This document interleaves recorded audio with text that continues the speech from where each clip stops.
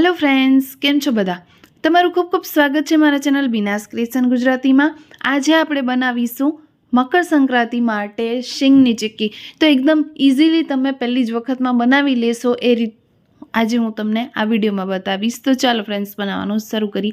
तो अहीं तमे जोई शको छो कि मैं 1 कप जेटला शींगना दाणा लीधा छे, शेकेला शींगना दाणा लीधा छे अने आ मैं घरे ज शेक्या छे, जेनो विडियो मैं हाल ज अपलोड कर्यो छे। જોવો હોય તો તમે ચેનલ પર જઈને વિઝિટ કરી શકો છો। હવે ચીકી બનાવતા પહેલાં 1-2 સ્ટેપ આપણે પહેલાં જ લઈ લેવાના હોય છે, જે છે આપણે જ્યાં ચીકી વણીએ ત્યાં આપણે ઘી કે તેલ લગાવી લેવાનું।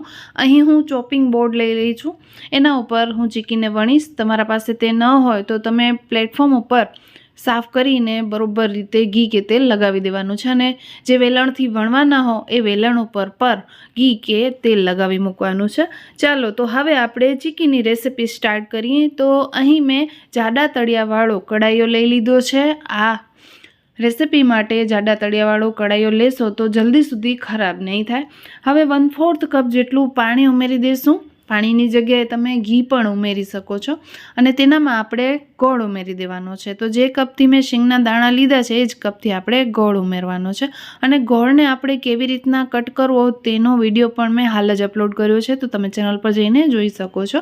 तो अहीं मैं 1 कप जेटला शींगना दाणा अने 1 कप जेटलो गोळ लीधो छे। तो बंनेना माप जे छे ए सरखे सरखा लीधा छे, एटले खावामां चीकी एकदम सरस एवी न तो मोड़ी बने न तो बहु मीठी बने, एकदम मीडियम अने सरस बनशे आ मापथी बनावशो। तो आ रेसिपी मैं मारा मम्मी पासेथी शीखेली छे। तेमनी चीकी खूब ज सरस बनती होय छे। मम्मी जेवी तो मारा पासे नहीं ज बने, पण ट्राय करीश के एकदम सरस हूँ तमने बनावीने बतावीश अने एकदम परफेक्ट ज बनशे।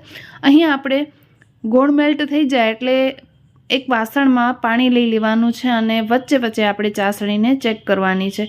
तो अहीं तमे जोई शको छो के आपणे गोळ मेल्ट ज थयो छे अने आपणे चेक करी तो चासणी बरोबर बनी नथी। तो आ जे स्टेप छे आपणे वच्चे वच्चे 2-3 वखत करी लेवाना, कारण के बधाना गोळ जे छे अलग अलग आवता होय छे। आपणे बहु वार काढशुं तो चासणी जे छे कड़क जल्दी थई जशे, एटला माटे तो 2 થી 3 वखत चेक करवुं पड़े तो करी लेजो, कई ज वांधो नहीं।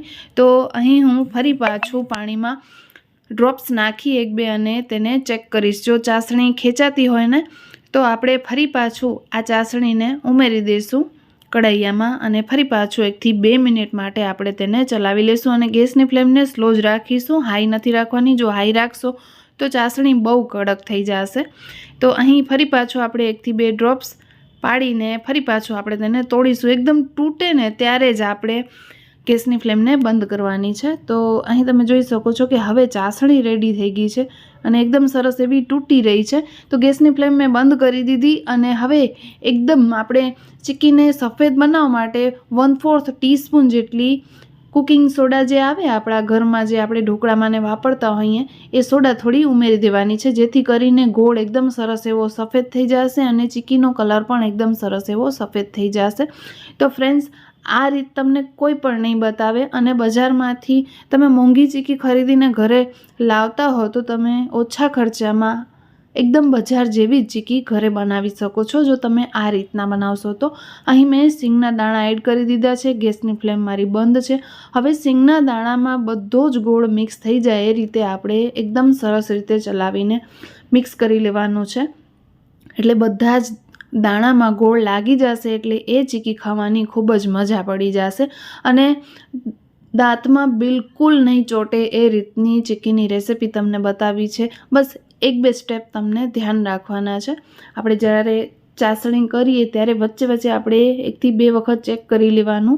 चासणीनो तार खेंचातो होय त्यारे आपणे गैसनी फ्लेम बंद नहीं करवानी, थोड़ी कड़क थाय एटले पछी बंद करवानी छे। हवे मैं अहीं चॉपिंग बोर्ड उपर मिश्रण जे छे ए बधुं एड करी दीधुं छे अने हाथमां थोड़ुं पाणी लगावी लीधुं छे, जेथी करीने हाथ जे छे ए बळे नहीं। तो आपणे अहीं कोई पण चीकीनो शेप दई देवानो छे। अहीं तमने राउंड शेप आपवो होय तो पण तमे आपी शको छो अने स्क्वेरमां तेने वणवी होय तो आ रीते तेने चोरस करीने आपणे उपरथी हलका हाथे वेलण फरावी देवानुं छे। ध्यान राखजो के बहु प्रेस करीने नथी वणवानी, नहींतर આ જે સિંગના દાણા છે એ ઉપરથી બધા તૂટી જશે, એટલે હલકા હાથે આપણે તેને વણતું જવાનું છે અને ફટાફટ આ સ્ટેપ કરવાનું છે વણવાનું, નહીંતર તમારી ચીકી જે છે એ જરા વારમાં ઠરી જશે.